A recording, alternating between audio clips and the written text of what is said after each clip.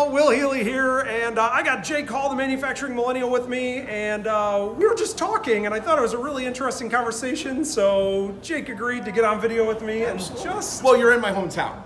It's true. I'm here in Grand Rapids, Michigan at the NEFF DEMO EXPO in Grand Rapids, and we were talking about micro events. Yeah, micro trade shows. Micro trade shows, and just how powerful these kinds of events are.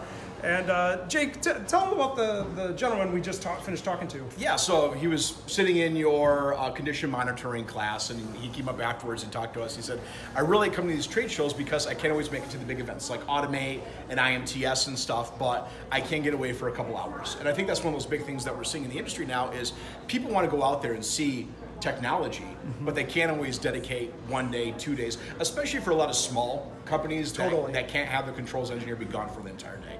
The larger companies can make it out there because they have teams of people that can ship throughout the week, but for a lot of people, a 4-hour trip is all they have during a day. I mean, most manufacturers are less than 50 people. To have somebody gone for 3 days to go to a large trade show, that's really challenging. So these kind of local events, they have a lot of value for those companies where they can get away for a couple hours, but not for multiple days. And I think there's a balance, right? Because I think the large trade shows, Automate, IMTS, Assembly, FabTech, the big ones, those are dramatically important, and those will never go away. No. And we're going to continue to see those increase. I mean, being at Modex this year, the numbers were up. Being at Automate this year, that's crazy. It was packed the entire time at Automate, the entire time in Detroit. But I think what we're seeing now is a lot of these smaller trade shows, they're able to connect a lot more locally in that specific region, right? So NEFF's out here. They have a traveling trade show. They're going to all the different stuff. They were in Holland, Michigan a couple days ago. They're in here, and then Port Huron. Port Huron, and then they're doing stuff in Indiana.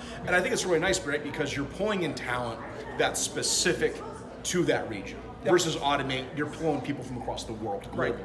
And it's great because a lot of large, heavy decision makers come to those events. But over here, your everyday controls engineer that's looking for a solution, looking for a product, is going to be able to attend this event more than going to a larger show. Solving problems today, right? Yeah.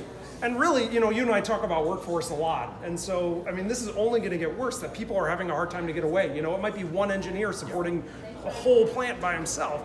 Can't go away for 3 days. No.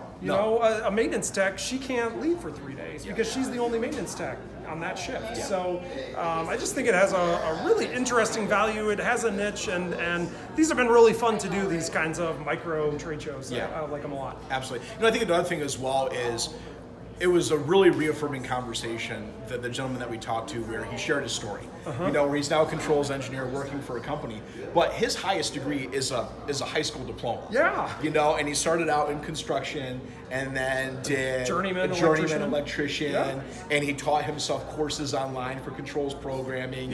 Taught himself like a free ignition course and taught him all this stuff. But now he's a senior controls engineer running a division at a company. And I think it just goes in when he comes up to us. He says, hey, I know you, Jake. I know you, Will. It's exciting, but it's really reaffirming the story that's out there of manufacturing is an industry that really creates opportunity for people. You have a guy who graduated from high school who's now a senior controls engineer leading a manufacturer. Like, that's just why this workforce, why we're always talking about empowering your workforce, empowering your employees. They're going to step up. Yeah, and they're going to step up. And now he's here looking for new solutions, looking for new technology that's going to help them. And that's just one of those things that's continued to grow. Yeah, great.